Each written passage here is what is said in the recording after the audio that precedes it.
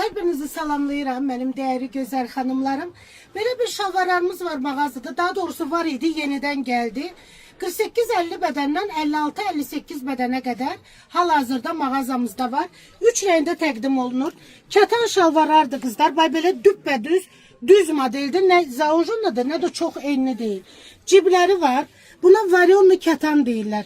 Bay belə bir düymələrlə, taxta düymələrlə işlənilib. Əyində çox gözəl oturuşu var. 3 rəngdədir qızlar. Və belə gözəl, rahat şalvarlardır. Hansı xanım giyinib hələ olmayıb ki, almasın. Yəni o qədər əyində gözəl oturan bir modeldir. İkinci rəngimiz belə kariçevi tonlardadır. Eyni model burada da təkrarlanır.